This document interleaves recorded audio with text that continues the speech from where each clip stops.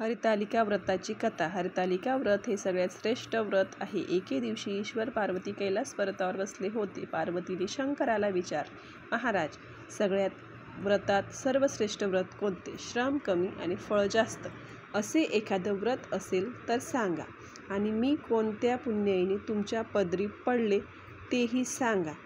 तेव्हा शंकर म्हणाले, जसा नक्षत्रात चंद्र श्रेष्ठ, ग्रहात सूर्य श्रेष्ठ, 4 वर्णात ब्राह्मण श्रेष्ठ, देवात विष्णू श्रेष्ठ, नद्यांमध्ये गंगा श्रेष्ठ, तसेच हरितालिका व्रत सगळ्यात श्रेष्ठ आहे. तेच तू पूर्वजन्मी हिमालय पर्वतावर केलेस, त्याचं पुण्य तू मला प्राप्त झालीस.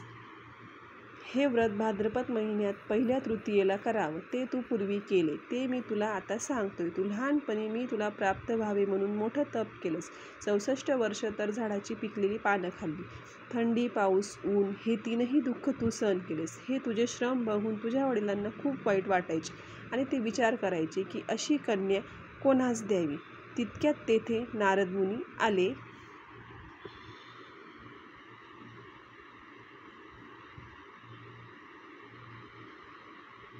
हिमालयाने त्यांची पूजा व येण्याचे कारण विचारले.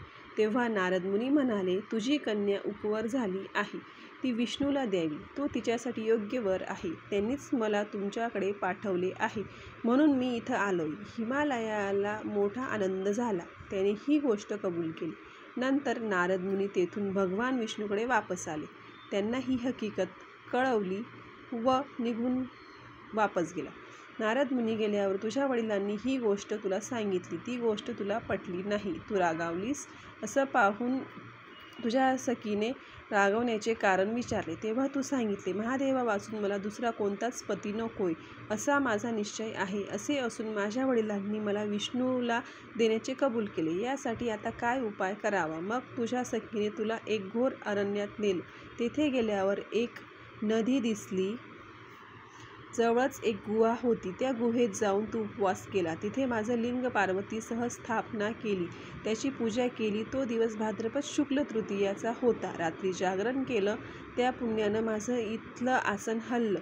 नंतर मी तिथे आलो, तुला दर्शन दिले आणि तुला वर मागण्यास सांगितले. तू म्हणालेस, तुम्ही माझे पती व्हावे, याशिवाय मला काहीच नको. व नंतर ती गोष्ट मी मान्य केली व गुप्त झालो.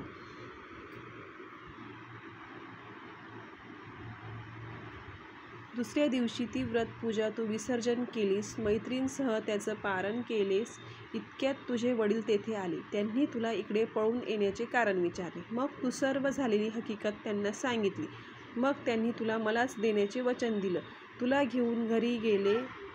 मग काही दिवसांनी चांगला मुहूर्त पाहून मला अर्पण केले. अशी या व्रताने तुझी इच्छा पूर्ण झाली. याला हरतालिका व्रत असे म्हणतात.